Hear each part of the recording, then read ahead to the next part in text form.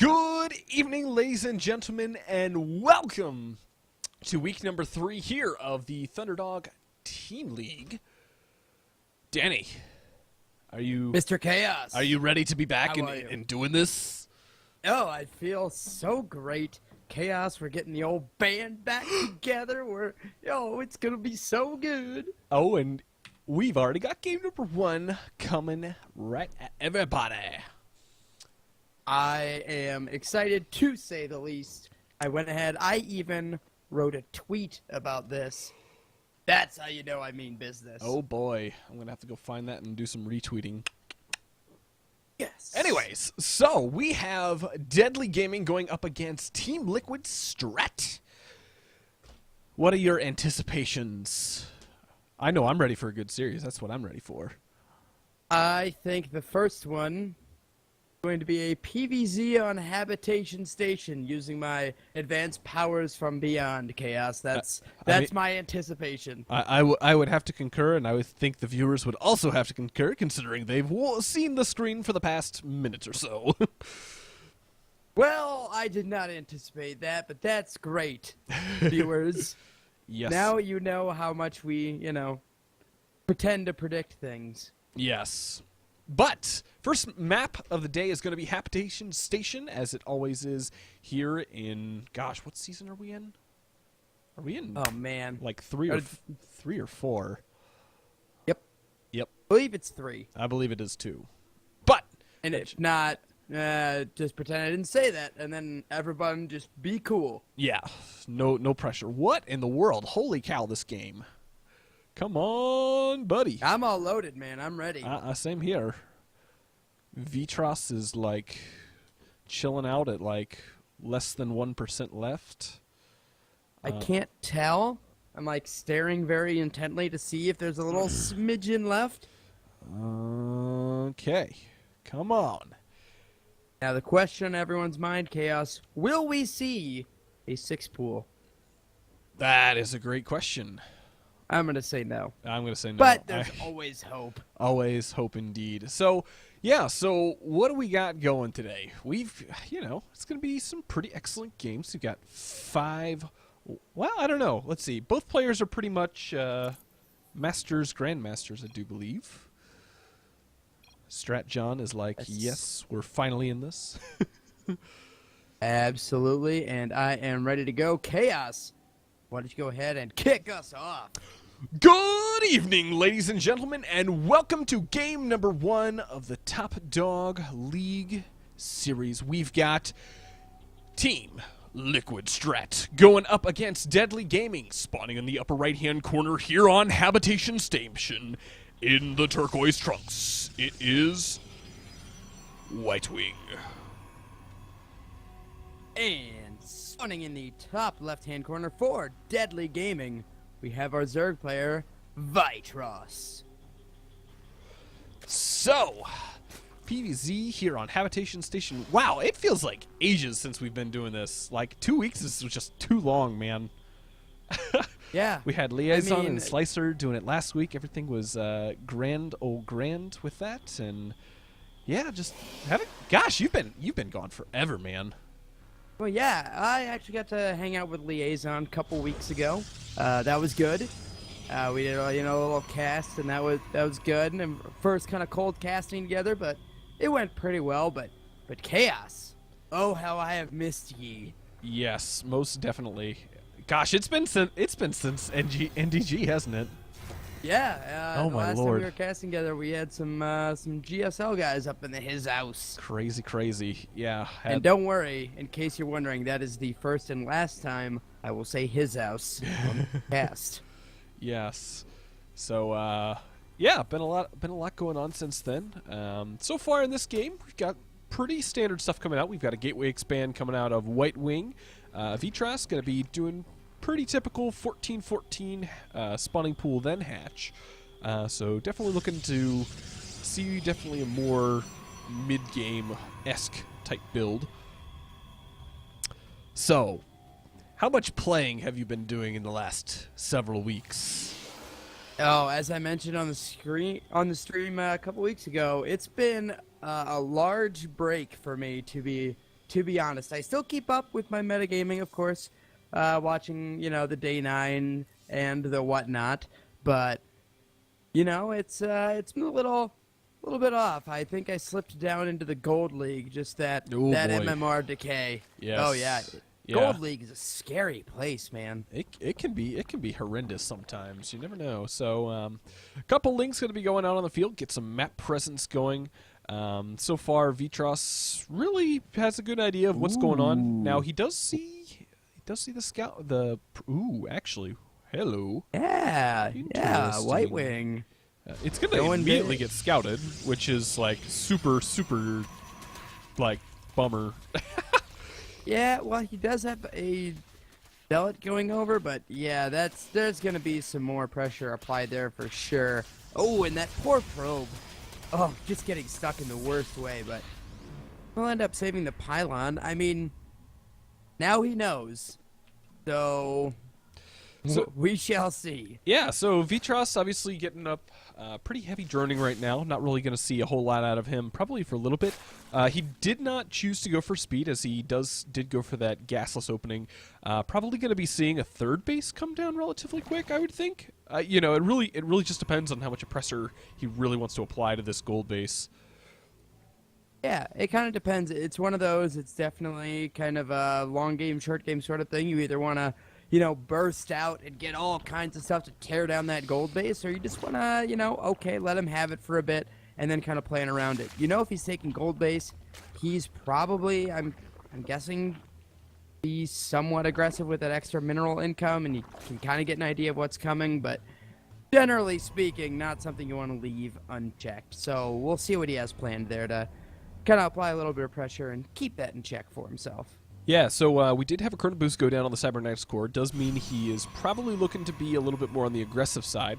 And with actually this really, really fast robotics facility, I'll be really interested to see how he chooses to approach this, if he's going to go for that Warp Prism play, or if he's going to go for something that's a little bit more Immortal focused. But I would think with the Warp Prism would be a little bit more valuable for him, as obviously he did spend all that Chrono Boost to... Frozen Fire... Oh, no! But yeah, he spent a lot of that Chrono Boost trying to get out his Warp Gate pretty quick. So definitely going to be focusing on probably very heavy aggression here very quickly. Oh,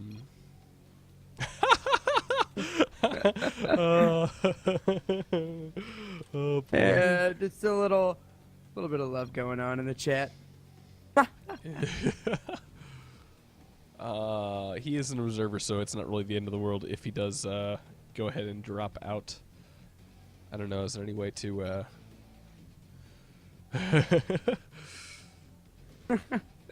Making the obligatory sacrifice to the lag gods to ensure that the rest of the cast will go swimmingly. So yes, getting it out of the way early. Yep. So what are your thoughts as far as the way things have developed so far? Well, if they decide, there we go. It's gonna be a little interesting. I'm kind of trying to see how Vitross, I'm real interested to how he's gonna respond. So now, finally, layer going on. Luckily, I mean, he benefited from speed being, a little bit late, didn't go anything too quickly there, so... I mean, I think he's gonna be okay. I think he's kind of gotten to the point where he can stabilize pretty easily. I mean, it's a little rough because there's this little bit of separation between the bases, but he's gonna be fine. Yeah, so actually it does look like Whitewing is going to be Chrono Boosting out the Immortals as quickly as possible. Potentially going to be going for an Immortal drop, which I think could potentially be effective. Obviously there is an Overlord in position, kind of if he does a V-line over to the main base of Vitross, that will get scouted.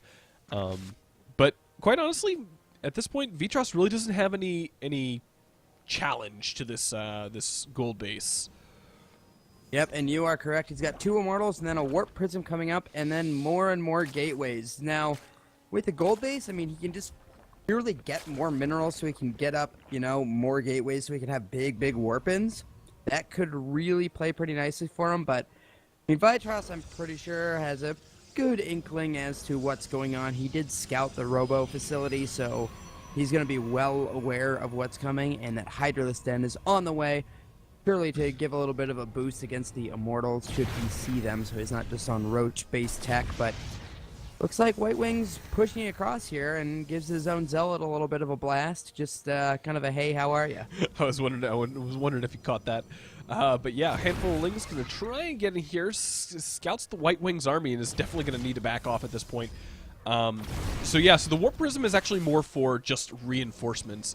At this point, Vitross really needs to back up and start to get his army count up. I mean, looking at the units tab, he's really only got 10 Roaches and 2 Lings out, with just a handful of Hydras coming out. So he definitely needs to be very, very careful.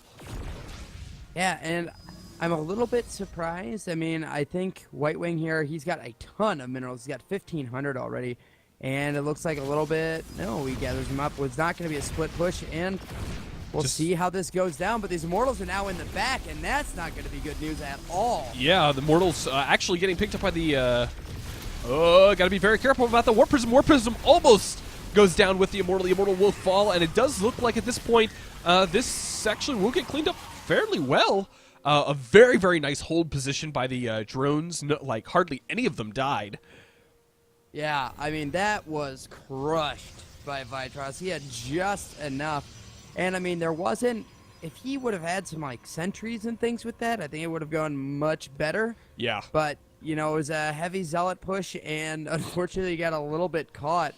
And right now, Vitross is pushing in just to see if he can punish him. And he was up by 60 army supply.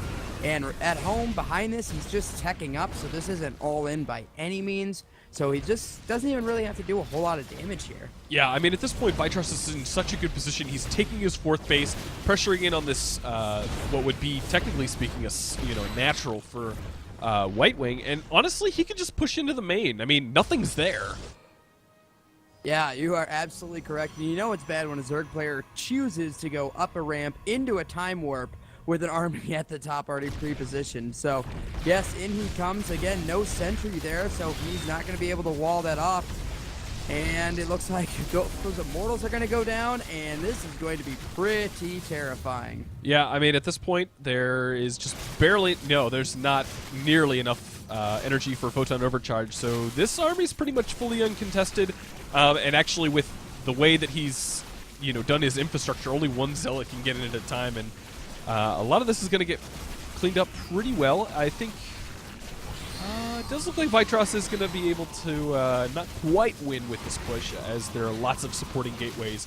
But yeah, it's definitely looking pretty rough for Whitewing. Yeah, I mean, behind that, look at that, 16 drones right now for Vitross. So he pushed his advantage by securing a 4th and getting more tech. So, I mean, if you're watching, you're thinking like, oh, wow, why doesn't he have any more army or anything? Well, he spent it all on literally everything else he could possibly want. So he is looking in absolutely fantastic shape, and these Hydras are doing work at this gold base. Yeah. Doesn't look like he's going to get a lot of probes, but it's certainly being annoying. Ooh, might get a Colossus if he focus fires. Yeah, he was like, wait a second, I need to take care of this. So yeah, the Colossus will get focused down, just barely going down. And I would say overall that Whitewing, with almost a third of the supply of Vitross, is going to be tapping out here relatively soon. Yeah, 34 workers to 87. That right there is usually not the best thing. I mean, Whitewing is certainly trying, but Vitross letting some Hydras get picked off there. But he's got this game unless there is some really devastating errors. But I think he's got it pretty well wrapped up, as now he's even adding in Vipers into the mix. And Roach Hydra with Viper. Good news. Yeah, I'm actually really surprised that Vitross didn't focus down the Cybernetics core originally. So obviously he's going to have to deal with some sentries. Focusing down the one with the least amount of energy, or the most amount of energy, so good for him. But yeah, Whitewing just holding on for his bare life. It's like a little bit of BM going on there. You can't cock block me forever. No, most definitely not, as Vitross walks straight up into the main, takes out the Colossus, and that is going to put Whitewing in a very awkward position, as, yep, GG is called, and it does look like Deadly Gaming is going to be taking game number 1.